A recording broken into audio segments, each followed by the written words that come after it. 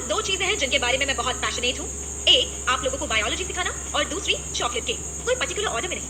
तो उस दिन मैंने स्टारबक्स का क्या सॉफ्ट चॉकलेट केक खाया, वो बहुत ही टेस्टी था। और कोई मेरे अंदर से बोल रहा था कि ओह माय गॉड, ये दुनिया का सबसे बेस्ट चॉकलेट केक है, तुम्हें वाकई इसे और खाना चाहिए। कोई है जो मेरे मुंह के अंदर के मसल्स को भी मूव कर रहा था ताकि मैं उस केक को चबा सकूं और आखिरकार उसे निगल भी सकूं।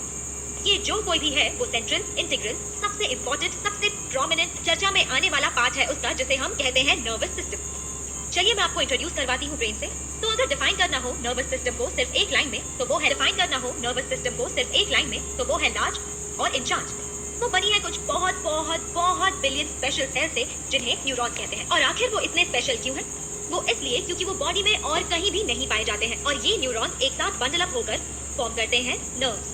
तो इन्फॉर्मेशन, जैसे कहो कि केक की ग्लोरियस टेस्ट, नर्व्स द्वारा ब्रेन तक सुपर फास्ट ट्रैवल करती है और ब्रेन को जरूरी डिसीजंस लेने में मदद करती है। ठीक है, जैसे उस केक को खाना।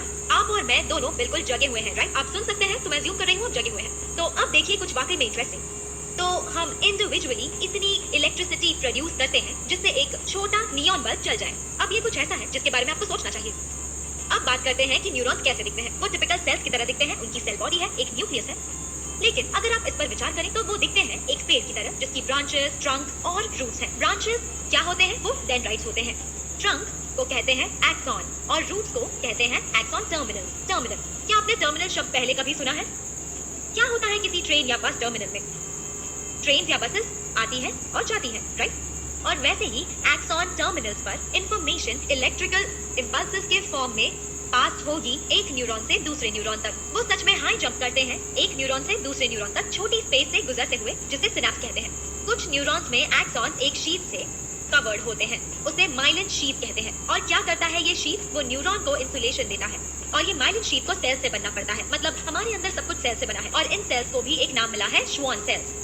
और एक डिप्रेशन है दो श्वान सेल्स के बीच में, जो आप देख सकते हैं, वो है नोड ऑफ रैनवियर। और ये नाम उस व्यक्ति पर से दिया गया है जिसने इसे डिस्कवर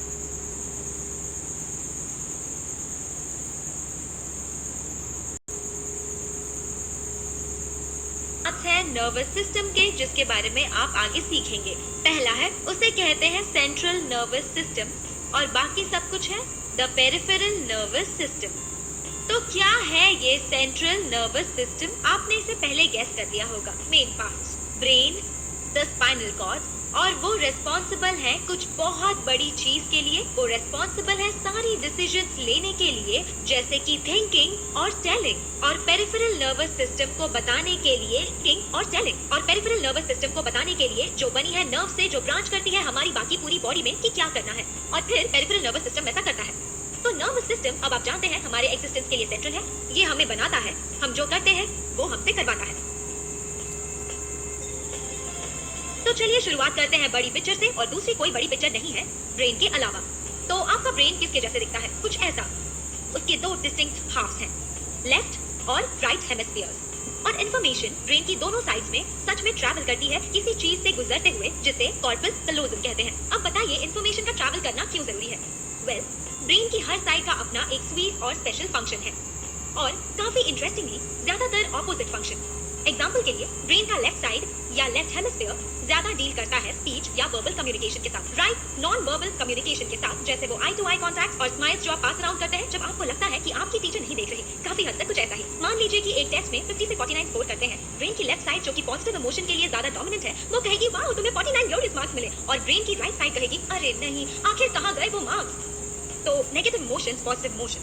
और क्या आप लेफ्ट या राइट हैंडेड हैं? ये डिपेंड करता है उस पर कि ब्रेन की कौन सी साइड आप पर ज्यादा डोमिनेंट है। हे, लेकिन नोट कीजिए, ये आपको ज्यादा कम पॉजिटिव या नेगेटिव नहीं बनाता। ये सच में पूरी तरह से थियोरेटिकल है। साइंटिस्ट अभी भी काफी मेहनत के साथ काम कर रहे हैं इमोशंस को समझने के लिए। इनफैक्ट रिसर्च ये कहता है कि अपने अंदर की मैक्सिमम क्रिएटिविटी को बाहर लाने के लिए आपको ब्रेन के दोनों साइड ज्यादा यूज करने होंगे। तो चलिए एक काम करते हैं, हम थोड़ी सी एक्सरसाइज करते हैं को बिल्ड करने के लिए। अपने दांतों को ब्रश करने की कोशिश कीजिए या बाल को कोम करें नॉन डोमिनेंट हैंड से। ज्यादातर केसेस में, जैसे मेरे लिए वो लेफ्ट हैंड होगा। अब अगर आप इसे अपने रूटीन में इनकॉर्पोरेट करते हैं तो इससे आपकी क्रिएटिविटी बढ़ेगी। अब मैं आपको कुछ बहुत ही इंटरेस्टिंग दिखाती हूँ। अगर आप आईज को ड्रॉ करेंगे यहाँ, ठीक है, और अब आप बिल्कुल सीधे देखेंगे, तो जो कुछ भी आपके लेफ्ट साइड के विजन पर है वो सच में आपके ब्रेन की राइट साइड पर जाता है। ओके, और आपके विजन के राइट साइड पर जो भी है वो आपके ब्रेन की लेफ्ट साइड पर जाता है। तो मैं आपको एक एग्जांपल देती हूँ। चलिए मैं आपको यहाँ ये फ्लावर दिखा रही हूँ, ये आपके विजन के लेफ्ट साइड पर है, और फिर मैं आपसे सवाल पूछूंगी, क्या देखा आपने? आपने जो देखा वो सच में मूव करता है आपके ब्रेन के राइट साइड से लेफ्ट साइड तक, जो कि रिस्पॉन्सिबल है स्पीच के लिए। और तब जाकर आप मुझे सच में रिप्लाई करते हैं कि हे, मैंने जो देखा वो एक फ्लावर।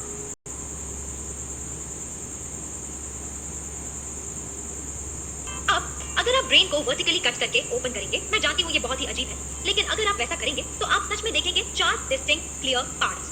पार्ट नंबर 1 सेरिब्रम है, जो अधिकांश ब्रेन फॉर्म करता है और रिस्पॉन्सिबल है हमारे सारे सेंसेस के लिए। ठीक है, क्या है हमारे सेंसेस? हाँ, sight, smell, touch, taste, hearing, ये सब कुछ, हमारा इमेजिनेशन और हमारे सारे थॉट्स भी।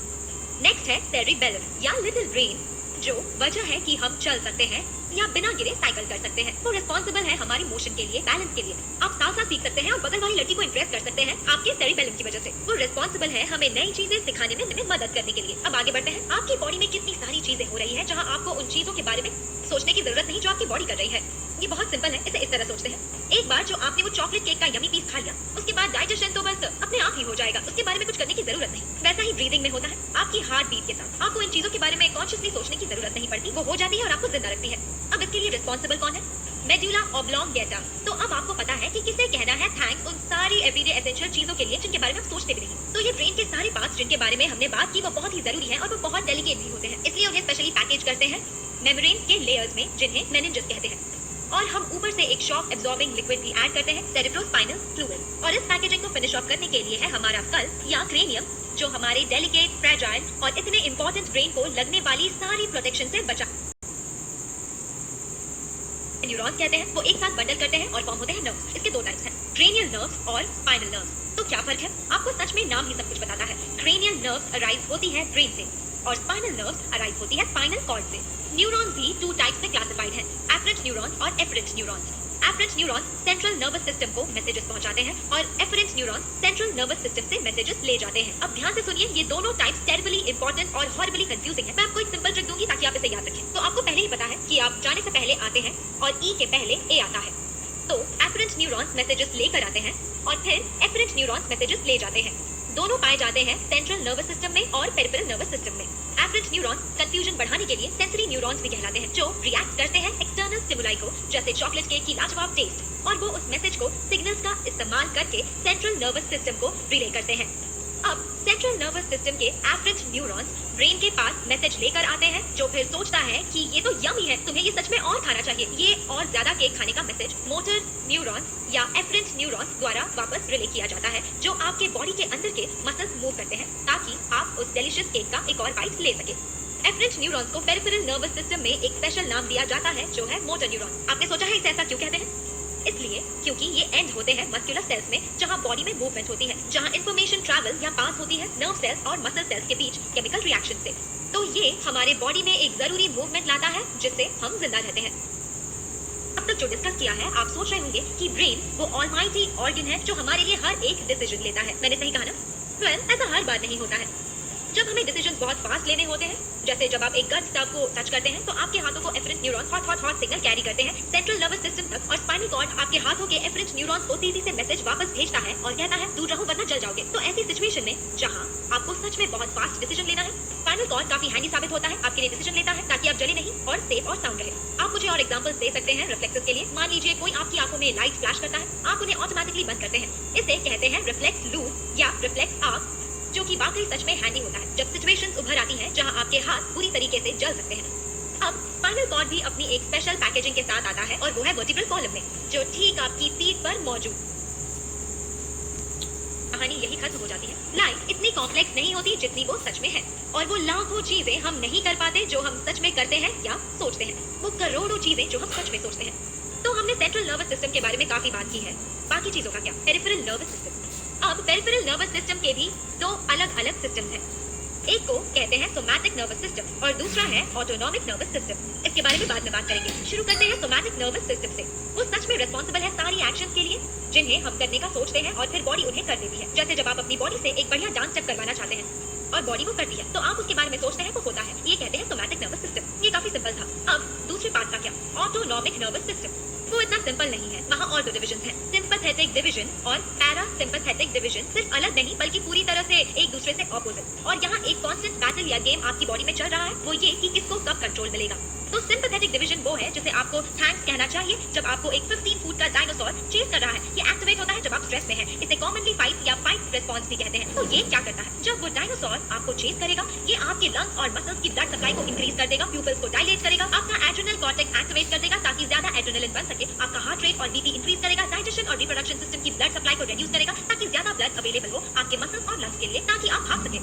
ये सिस्टम हमेशा स्विच्ड ऑन और अवेलेबल होती है। हालांकि मैं सच में सिंसियरली होप करती हूँ कि आप हमेशा इस पैनिक के पेरिनियल स्टेज में ना रहे। अब ऑपोजिट क्या है, जब आप सेफ सामने, तब जाकर पैरासिम्पैथेटिक डिवीजन टेक ओवर करता है, आपकी जिंदगी अच्छी और आसान बनाने में मदद करता है, हार्ट रेट रिड्यूस करता है, आपकी नाक बहाता है, आपके लंग्स कॉन्स्ट्रिक्ट करता है, आपके मुंह को सलाइवा प्रोड्यूस करने में हेल्प करता है, आपको बाथरूम जाने में और अच्छी नींद लेने में मदद करता है। अब मैं आपको इसे सिंपल तरीके से समझाती हूँ। द सिंपैथेटिक डिवीजन रिस्पॉन्सिबल है जब आप फ्रीक आउट करते हैं, और पैरासिम्पैथेटिक डिवीजन तब रिस्पॉन्सिबल होता है जब आपको चिल आउट करना होता है और वैसा रिस्पॉन्स देना होता है। तो ये दोनों साइड बाय साइड काम करते हैं जैसे एक बैलेंस है, और ये आपको वो बैलेंस जिंदगी में देता भी है, और इसे कहते हैं होम्योस्टैसिस। तो हमने आज काफी कुछ सीखा है। अब इसे सिंपलीफाई करते हैं, इसे पूरी तरह से समराइज करते हैं एग्जाम के व्यू पॉइंट से। तो आपकी नर्वस सिस्टम क्या करती है, वो आपके लिए तो बहुत ही जरूरी चीजें करती है, बताती है आपके बॉडी के अलग पार्ट्स को कि क्या करना है और फिर उसे करवाती है, राइट। तो नर्वस सिस्टम के लाखों और करोड़ों न्यूरॉन्स हैं और वो ऐसे दिखते हैं।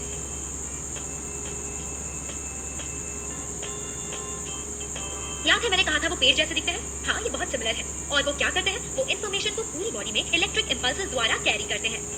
तो नर्वस सिस्टम का इंचार्ज पार्ट है सेंट्रल नर्वस सिस्टम, और नर्वस सिस्टम का एग्जीक्यूटिव पार्ट है पेरिफेरल नर्वस सिस्टम। फिर से सेंट्रल नर्वस सिस्टम के दो पार्ट्स हैं, पहला है ब्रेन और दूसरा है स्पाइनल कॉर्ड। तो इंपॉर्टेंट डायग्राम्स जो आपको जान पॉइंट ऑफ व्यू से, पहला डेफिनेटली ब्रेन, वो ऐसे दिखता है। अब ब्रेन के हर पार्ट का अपना एक खुद का स्पेशल फंक्शन है।